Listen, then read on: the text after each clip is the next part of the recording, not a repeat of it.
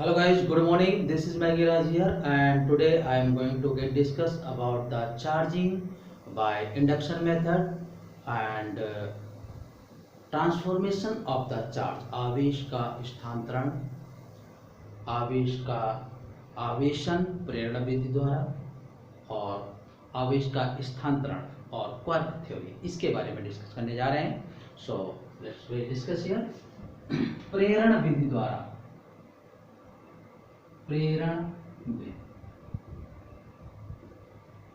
प्रेरण विधि से आवेशन क्या होता है कि जैसे हम मान लीजिए कि कोई छड़ है,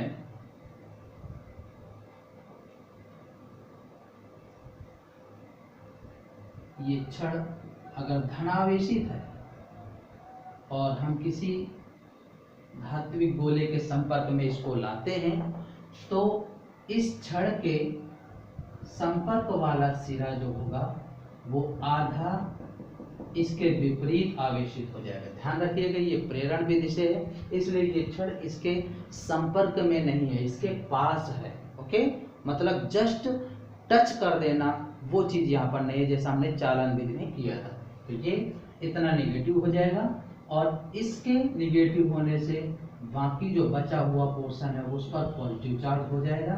एंड ये कह सकते हैं कि प्रेरण विधि में अगर टोटल चार्ज देखें तो जीरो रहता है. ओके, संधारित्र वगैरह जो होते हैं कुछ इसी प्रक्रिया पर कार्य करते हैं, उन पर भी आवेश जो डेवलप होता है वो प्रेरण प्रक्रिया द्वारा ही होता है. तो फिलहाल ये इस तरीके से विकसित होगा. ओके, तो लेट मी डिस्कस हियर. ये फर्स्ट कंडीशन है कि हमने कोई जब धनावेशित छड़ किसी चालक गोले के पास में लाते हैं तो इसका आधा सिरा इसके छड़ के पास वाला इसके विपरीत आवेशित हो जाएगा और बचा हुआ जो है वो इसके विपरीत हो जाएगा. क्लियर. अब हम इसकी बाहरी सतह को पृथ्वी से जोड़ देते हैं. तो जैसे ही हम इसको पृथ्वी से जोड़ेंगे तो इसका जो धन आवेश है वो इस पृथ्वी के द्वारा न्यूट्रल हो जाएगा. यानी पृथ्वी से इलेक्ट्रॉन इस तरीके से आकर इस धनावेश को क्या कर देंगे, न्यूट्रल कर देंगे. क्लियर. यानी अब जो होगा कुछ इस तरीके का ये छड़ है और ये ऋण आवेश है. अब अगर हम इस छड़ को हटा देते हैं तो ये जो ऋण आवेश है जो एक तरफ आकर्षण के कारण लटका हुआ जैसा महसूस हो रहा था, पूरे गोले में समान रूप से क्या हो जाएगा, वितरित हो जाएगा. और जैसे ही हम इस छड़ को पुनः इसके पास लाएंगे तो ये पुनः उसी तरीके से उसके किनारे लटक जाएगा. क्लियर. तो इस तरह से अगर हम किसी धात्विक गोले को ऋणावेशित करना है तो उसके संपर्क में कैसी छड़ को लाएंगे, धनावेशित छड़ को लाएंगे. और इसके विपरीत अगर हम इस गोले को धनावेशित करना है तो कैसी छड़ को पास में लाएंगे, तब हम ऋण आवेशित छड़ को इसके संपर्क में लाएंगे. तो ये सेकेंड कंडीशन हो जाएगी इसकी. ये कोई ऋण आवेशित छड़ है और ये धात्विक गोला है. जैसे इसके संपर्क में लाएंगे तो इसके पास वाला सिरा आधा धनावेशित और बचा हुआ आधा क्या हो जाएगा, ऋणावेशित हो जाएगा. फिर जैसे ही हम इसको पृथ्वी से जोड़ेंगे तो पृथ्वी से जोड़ने पर ये ऋण जो थे ये इलेक्ट्रॉन पृथ्वी पर आ जाएंगे इस तरीके से. यानी पृथ्वी से क्या आएगा, धनावेश, पॉजिटिव चार्ज. यानी ये ऋण जो इलेक्ट्रॉन थे, इलेक्ट्रॉन की दिशा अब इधर की तरफ हो जाएगी. ठीक है ना, पृथ्वी पर आ जाएंगे. और पहली सिचुएशन पर इलेक्ट्रॉन पृथ्वी से जा रहे थे उदासीन करने के लिए, तो अब ये जो है कुछ इस तरह की स्थिति बन जाएगी. ये केवल धनावेश बचेगा. और अगर हम जैसे इस छड़ को हटाएंगे तो इस गोले पर ये धन आवेश समान रूप से पूरे गोले में वितरित हो जाएगा. और जैसे ही इस छड़ को हम इसके पास में लाएंगे तो पुनः ये उसी तरीके से किनारे पर लटक जाएगा. ये प्रोसेस कुछ इस तरीके से है जैसे किसी एक रूम पे एक भाई और उसका बड़ा भाई रह रहा हो. छोटा भाई पढ़ रहा है और बड़ा भाई कहीं नौकरी करता है. तो जैसे ही छोटा भाई बड़े भाई के संपर्क में रहेगा तो वो उसके संपर्क में उसी आकर्षण के थ्रू बंधा रहेगा। लेकिन जैसे ही बड़ा भाई घर से बाहर जाता है तो वो घूमने के लिए पूर्णतः स्वतंत्र हो जाता है, जो छोटा वाला था पढ़ने वाला, और पूरी जगह समान रूप से ऐसे घूम सकता है। लेकिन जैसे ही वो आ जाएगा तो पुनः फिर वो उसी के संपर्क में आ जाएगा और उसी के आकर्षण से बंध जाएगा। तो ये कुछ इस तरीके से प्रेरण विधि है। ओके, आइए अब हम डिस्कस करते हैं आवेश का स्थानांतरण। तो आवेश का स्थानांतरण ये किस तरीके से होता है, तो इसके लिए जनरली एक टेबल तैयार करते हैं। देखिएगा, ये इसको बोलेंगे गंगा चरण प्रेम सागर। ये याद करने की ट्रिक है, ठीक है ना। गंगा चरण पॉजिटिव और प्रेम सागर निगेटिव। जी का मतलब ग्लास, कांच की छड़। सी का मतलब कैट फर, बिल्ली की समूर, बिल्ली की खाल। पी से प्लास्टिक और एस से सिल्क, रेशम। ध्यान रखिएगा इन चीजों को। तो इन पर ऐसा आवेश डेवलप होता है कब? रगड़ने के बाद। ध्यान रखिएगा, इन पर बेसिकली स्वतंत्र अवस्था में कोई आवेश नहीं होता, लेकिन जब इनको आपस में रगड़ते हैं तो इनमें आवेश विकसित होता है। और कैसा विकसित होता है? यानी कांच की छड़ और बिल्ली की समूह में धनात्मक आवेश, और प्लास्टिक की छड़ और रेशम सिल्क में से निगेटिव आवेश। तो ध्यान रखना, गंगा चरण प्रेम सागर।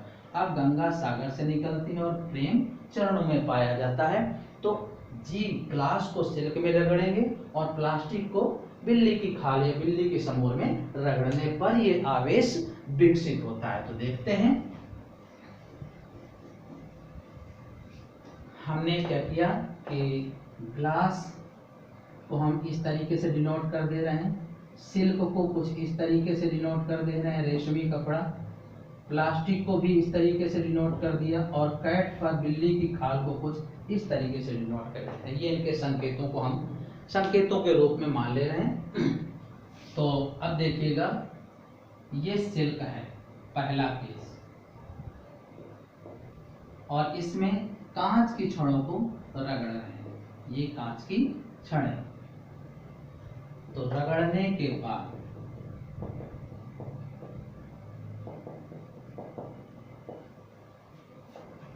ये लिखना है, ध्यान रखिएगा। जब कांच की छड़ों को रेशम में रगड़ते हैं और रगड़ने के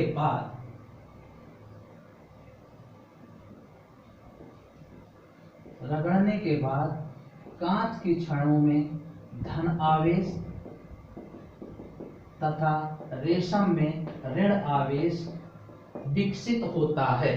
तो पॉजिटिव पॉजिटिव इनके बीच में अगर देखें, कांच की छड़ें जो होंगी इनके बीच में प्रतिकर्षण बल लगेगा, और सिल्क और कांच के बीच यानी रेशम और कांच के बीच में कैसा बल विकसित होगा? आकर्षण बल। तो ये नोट करिएगा, जब हम रेशम यानी सिल्क और कांच की छड़ों को परस्पर रगड़ते हैं तो रगड़ने के बाद सिल्क में यानी रेशम में ऋणावेश तथा कांच की छड़ों में धन आवेश विकसित होता है। कांच की छड़ें समान आवेश होने के कारण इन पर प्रतिकर्षण बल उत्पन्न होगा, तथा रेशम और कांच में विपरीत आवेश होने के कारण आकर्षण बल उत्पन्न होगा। इसी प्रकार से अगर हम बिल्ली की समूह में देखें, तो बिल्ली की समूह में जब हम प्लास्टिक की छड़ों को रगड़ते हैं और रगड़ने के पश्चात देखते हैं तो बिल्ली की समूह और प्लास्टिक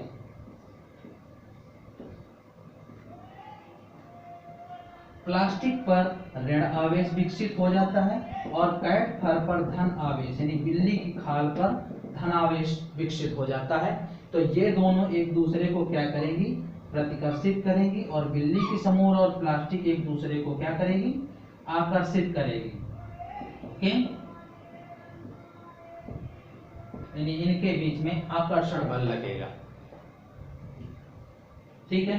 अब जब दोनों को रगड़ने के बाद रेशम और बिल्ली की समूह यानी बिल्ली की खाल को पास में लाएं तो ये दोनों भी एक दूसरे को क्या करेंगे, आकर्षित करेंगे। क्लियर, आकर्षित करेंगे, ध्यान रखिएगा। अब आवेश का स्थानांतरण कैसे होता है, इस तरीके से, ये जहां इलेक्ट्रॉन जाता है तो वहां पर ऋण बन जाता है और जिस जगह को छोड़कर जाता है वहां धन आवेश विकसित हो जाता है, बन जाता है। ठीक है, तो ध्यान रखिएगा, जहां पॉजिटिव है वहां से इलेक्ट्रॉन गया है और जहां निगेटिव है उसमें गया है।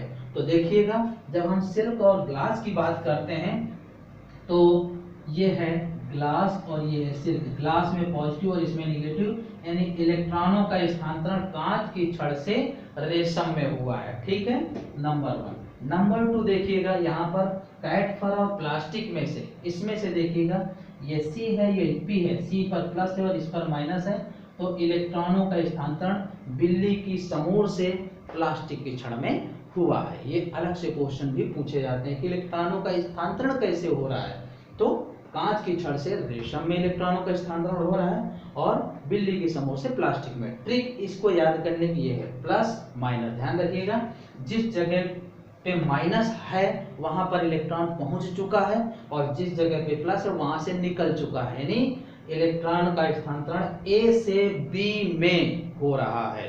ओके, ये है इसको रिमेम्बर करने का तरीका। क्लियर।